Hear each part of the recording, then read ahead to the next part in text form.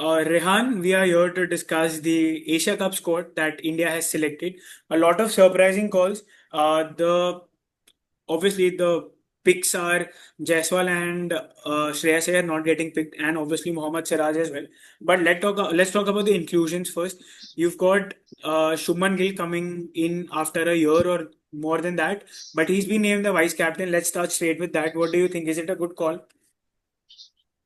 I think that's not a fair call on players that have already been performing. I would like to see somebody like an Akshar Patel to probably take up that role. But see, again, there is the uh, test biasness that is there. He's done Correct. well as a test captain, and there are people who back him to be the future leader, the future captain. So they want him in that leadership group. That's why he has been picked ahead of other players. In fact, for me, Hardik Pandya also is a contender for a vice captain or to become a captain in the future because he's one of the important players in the squad.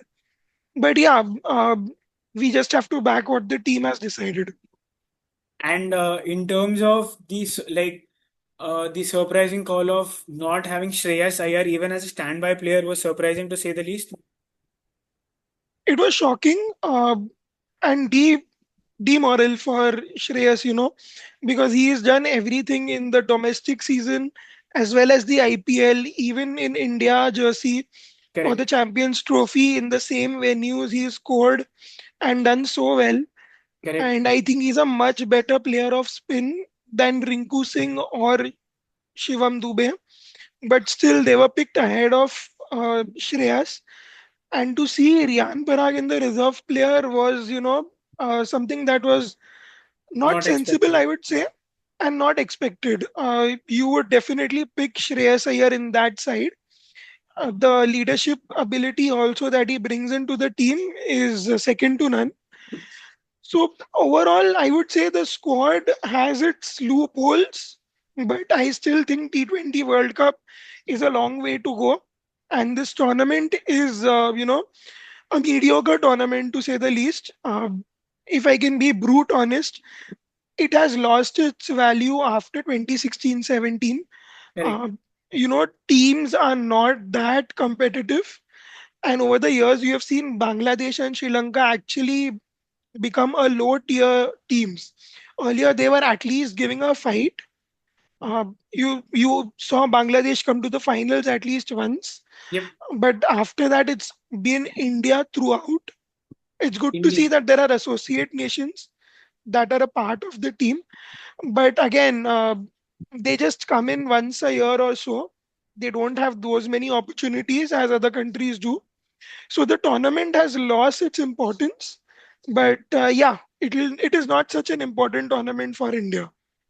But in terms of Kumar Yadav making a comeback post his surgery and Jasprit Bumrah, amidst all the talk of workload management in the Test series, has decided to make a comeback to the T20 setup. The last T20 game that he played for India was the World T20 Cup final, which we won. So I think it's exciting to say the least because you'll have big name players like Sky, Hardik, you'll have Bumrah, you'll have Arshdeep Singh. I think he's India's highest wicket taker in the T20 format now. So big names coming in, but obviously in terms of selection headaches, who do you open with? Because now you have three frontline openers in Abhishek Sharma, Sanju Samson, and uh, Shubman Gill. And if you have to like put a wicket keeper in the middle order, then I think Jitesh Sharma is more suited for the role than as compared to Sanju Samson. So how do you think the entire selection works out for India? Like, There can are you just two run us through the playing combinations. 11?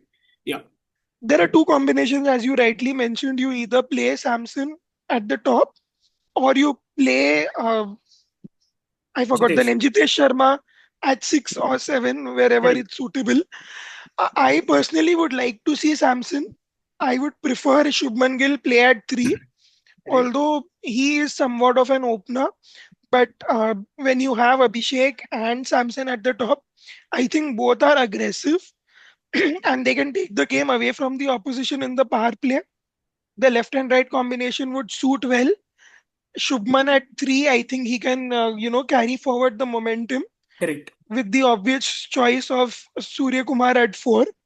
Then I think it should be Hardik at 5. You could play Jitesh at 6, maybe play 7 Akshar Patel, and then you have the bowlers to play Kuldeep, Bumrah, Arshdeep, and of course you have picked Harshit Rana, so I think they will. Varun Chakravarti. So Yeah, now my it'll be a toss question up to between you, the two. Yeah. yeah. So my question to you is like, who do you pick? Because Akshar gives you that batting cushion. Akshar obviously is a select, like it's a choice that has been made. I think there is, if they have to choose one spinner, then it'll be Varun Chakravarti over Kuldeep Yadav because of the variations that he's got. And I remember the England series that India played this year, and he was absolutely outstanding. I don't think Pakistani bowlers have played him too much. So I think there's obviously a surprise element with Kuldeep. He's been around for 6, 7 years, so that googly, the wrong one, and everything. The batsmen are more likely to pick them. Obviously, plus he's a wrist spinner, so there is much more chance, risk of him going for runs than Varun Chakravarti because obviously Varun Chakravarti has a lot many variations than Kuldeep. He's got, I think, 7 variations in terms of what kind of bowls can he bowl. So I think Varun Chakravarti might get picked ahead, but I would still pick Kuldeep Yadav over Harshit Rana just because even he's an X factor bowler and it gives you out and out four wicket taking options in Jasprit Bumrah, Arshdeep Singh, Hardik as can bowl in the power play if needed, and then obviously you have the two spinners. So I would not pick Tilak Verma. I would obviously go with your choice of the top three. Sky at 4, I would have Shivam Dube or Shivam Dube at number 5, Hardik at 6, and Akshar at 7, or vice versa. You can have Akshar at 5, Hardik at 6, and then you can have Rinku Singh at 7, your designated finisher, which you have carried for that purpose only. I don't think there is any other purpose for him. And then you have two spinners, and then you have two fast bowlers. If needed in the power play, you can bowl one over from Bumrah, two from Arshdeep, one from Hardik, and one or two from Akshar Patel as and when needed, right? That's a good combination. I agree to that. And you can also play all your spinners But the because you only have problem with Hardik that Pandya. is you stop your batting at number 7. With those four fast bowlers, you have no batting at number 8. With Harshit Rana, you at least have someone who can hit a six or two if needed at the end at number 8. That is something that the Indian team will Yeah, have to look. But I think that the pedigree of batting is very strong. If correct. you look at So the yeah, top 6, 7, and with Hardik and Rinku Singh with the T20 experience, and obviously Hardik with the amount, I think 10 years of T20 experience, he can hold one end up if needed if wickets are falling. And I think rather than preparing for your worst day, you should prepare for your best day. that's the best way to put Correct. about the squad. And I think the best match would be not India Pakistan, but it will be India Afghanistan. Yes. I've heard this before. Have you said this before? Okay. I've said It this was the before video where we shot and we could not edit the same. I remember. because see the team has been playing really well. They Correct. have quality spinners, and over the years, if you see, they have improved their batting quite a bit. You see, the strike rates have improved. Their approach to batting has seriously Correct. changed. Once Jonathan Trott has come into the picture, they have some young talent in Sadiqullah Atal, Omar Zai. So there are talents that are coming through, Correct. and I And they think just they'll give defeated Pakistan in the Tri Series. correct. They'll give India a run for the money. Run for the money, as in it would be a tough game. But I see that to be the final. What would you think?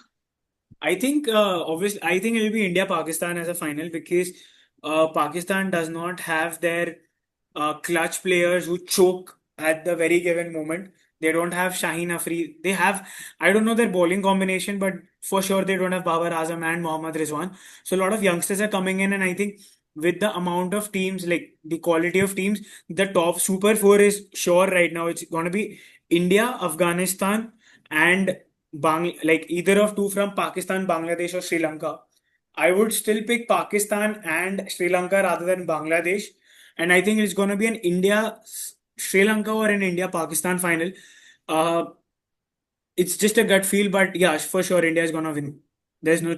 doubt about that. If Definitely. India loses in the finals against any team, obviously, if we lose against Pakistan, it's gonna hurt. But if we lose against any team, it's gonna be a big defeat to digest for the entire team because with the amount of players and pedigree of those players that we have, it's just expected to win by a big margin as well. I mean, I would be surprised if we win, like, if we win the finals less than by 40 runs or by 5 or 6 wickets or something like that.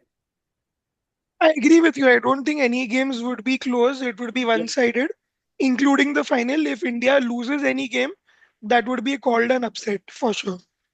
Exactly. And just like to close it off, I would like to ask you four questions. One batsman to watch out for from India's side, one bowler to watch out for, and again one batsman to watch out for that is not from India, and one bowler to watch out for that is not from India. I'm sorry, do you want me to pick one player that is non-Indian who Yes, will I pick want you up the to pick highest four, wickets? two batsmen, one Indian, one non-Indian, two bowlers, one Indian, one non-Indian. From India's side, I personally want to see Abhishek do well Yeah. because he will be a key part in the T20 World Cup next year, is what I Okay. believe. And bowler, I would like to pick Arshdeep. He's done decently well in the last 18 months or so, and I think he'll be the key with the new ball. Non-Indian, I would be very interested to see from Sri Lanka. I would like to see Hasaranga back to his original form with the ball and bat because as an all-rounder he has improved, but it is just that in the international stage you haven't seen him do that well in tournaments. So I would Correct. like to see him come good. uh, in terms of batting from Pakistan, I think I would like to see Salman Aga. He's the The captain captain. apparently. So how does he play? That would be something that we should watch out for. So the four players to watch out for from my side would be Surya Kumar Yadav because obviously being the captain first major tournament, but apart from that too, he's making a comeback and he's known for not scoring runs for a long period of time after making a comeback. So him bowlers would be obviously Jasprit Bumrah, but this time I would like to see how Akshar Patel plays. He's not played a lot of cricket since the IPL, not chosen for the Test side as well, and not in the Hmm. consideration as well for the ODS setup. That is what I think with the incoming, like with Washington Sundar incoming now. So a lot of eyes will be on him, whether he's selected or Washington Sundar makes a comeback in the future in the T20 side before the World Cup. Non-Indian selections, bowler, I would like to see Omar Zai. He's not just a bowler, he's an all-rounder. And I think he's the key player apart from Rashid Khan for Afghanistan. And my batsman to watch out for would be Fakhar Zaman, the only senior batsman in the Pakistani side, batting at number three, a very important place for him. I remember in the 2021 World Cup where Pakistan had qualified for the semis, he was a very important member apart from Rizwan and Azam. So again, UAE as well, home conditions, almost home conditions for Pakistan. Zaman should come in good, and if Pakistan are to qualify for the finals, they need him big time. So that's it. I think we both agree on the fact that India is supposed to win this tournament. Anything apart from that would be a very big upset, right? Definitely, definitely. We'll be back on the 9th of September when India play their first match against UAE, which is going to be a very closely contested match.